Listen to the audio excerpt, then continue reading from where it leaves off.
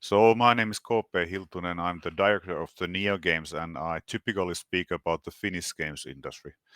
But I'm also member of the board of EGDF, European Game Developers Federation, actually one of the founding fathers of it, and sometimes I also talk about the European games industry. And today is the day when I'm going to do that for you. So what I have here in my slides is the data from the European video games industry in 2020. So this is couple of years old data, and the reason for that is that typically the national associations, they don't get the data done soon enough, so we could have more fresh data. But this is the data set we have been able to gather from all the European countries. And if you take a look at the European video games industry in 2020, uh, it's actually quite a fascinating story. But before that, what is EGDF I'm representing? So EGDF is the as I said, European Game Developers Federation.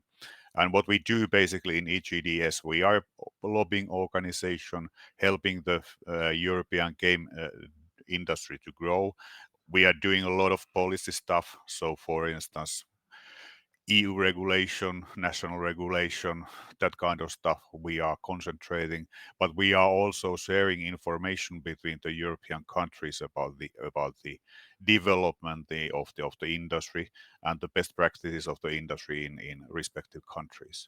And we have 22 trade associations, so you can see I don't go through the list of all the nations or all the countries we have in each EDF, but as you can see, we have countries from European Union, and there is also United Kingdom, which is actually also one of the founders of the EGDF back in 2007.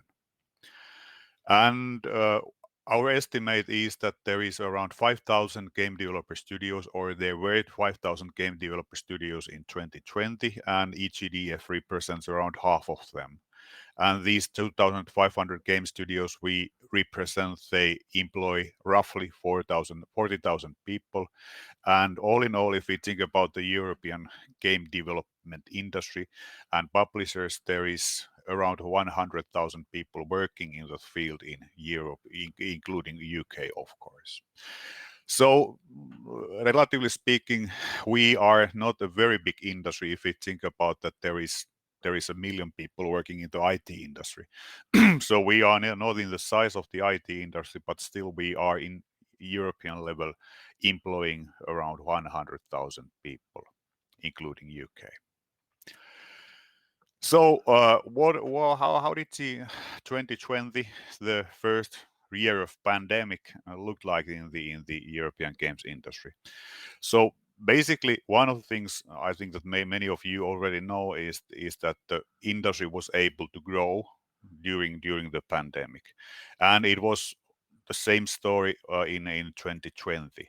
So our estimate is that on average, the European games industry growth in 2020 was around 10% when it comes, for instance, to turnover. And uh, in 2021, where we don't have any comprehensive statistics yet, it seems that the growth has been actually been even bigger. So it's safe to say that the game industry was pretty resilient against the pandemic. We had in EU area the combined turnover of the studios and publishers was a little bit less than 17 billion euros.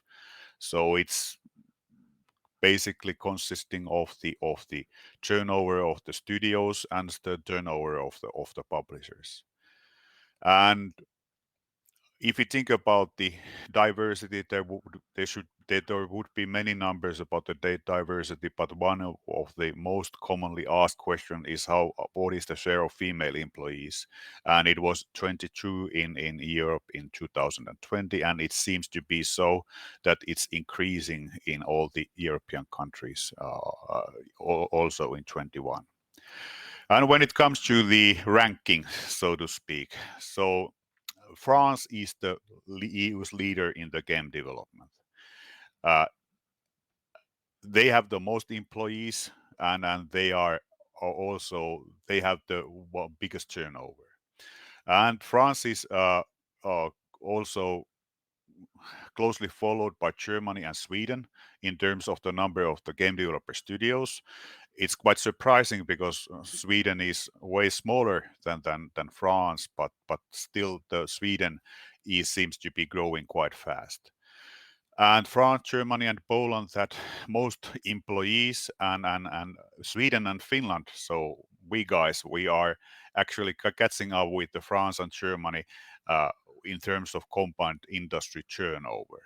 So basically, those five countries of France, Germany, Poland, Finland, and Sweden are the most prominent in the leaderboard, so to speak, when it comes to the European games industry.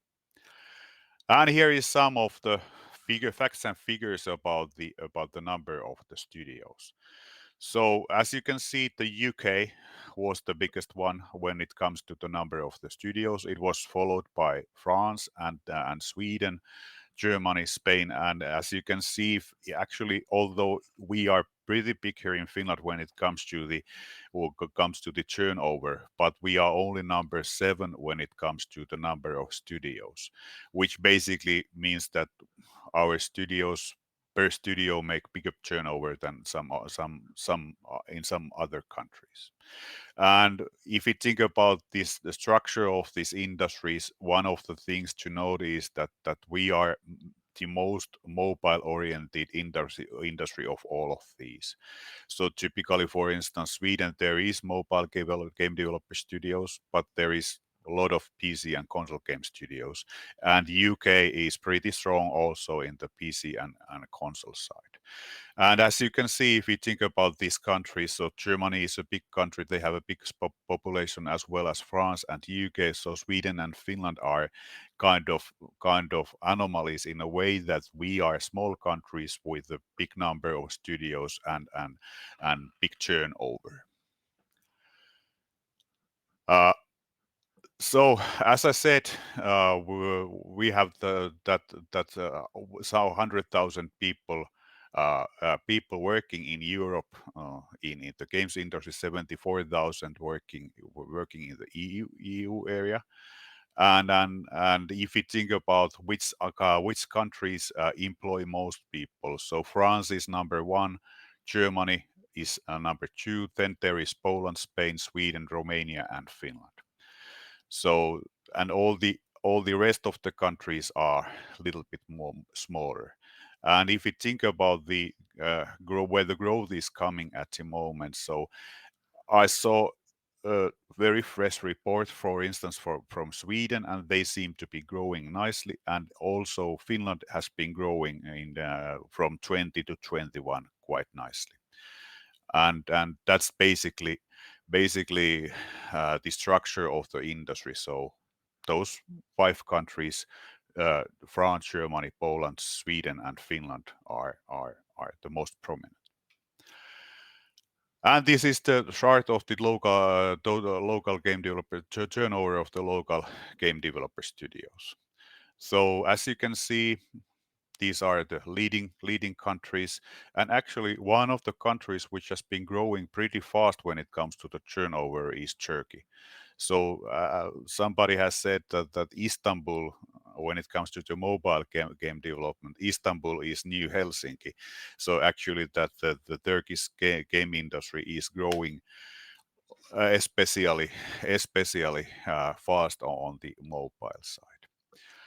So this is basically the study is something we in EGDF we make every year, and the next study is going to be out in 2023 around this time of the year. Typically, it is in September when we publish the facts and figures. And if you want to know more, you can go to the EGDF EU, where you can find the whole study. This is actually a big study, like 30, 40, 50 pages, but I only had some of the highlights of the study to this presentation.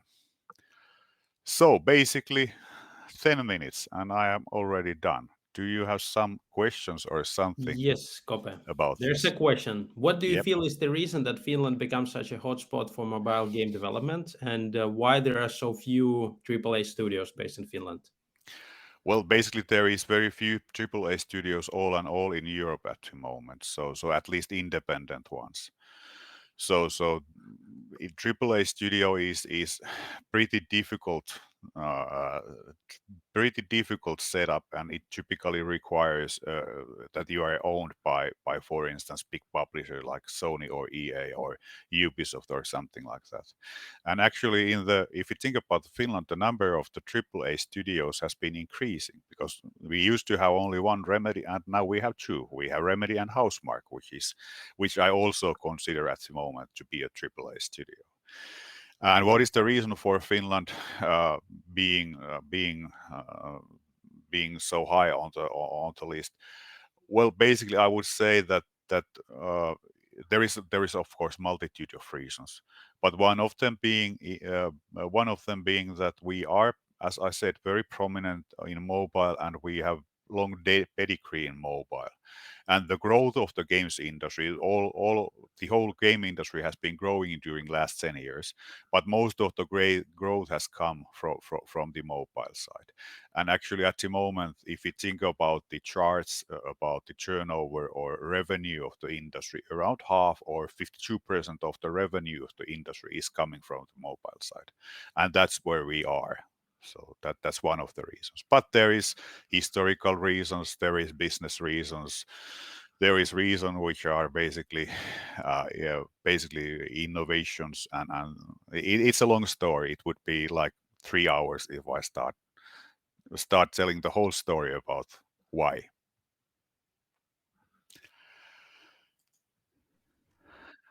Future of the games industry, Kope, in the current situation where we are in the world? That's actually something we have been discussing a lot. So uh, how do I put it? There is a lot of challenges. That's very true. There is a lot of challenges. There is inflation. There is changes in the business network. There is some changes in the investment environment, and so on and so on. But the more I talk with the game developers, the more I feel that we are going to be okay.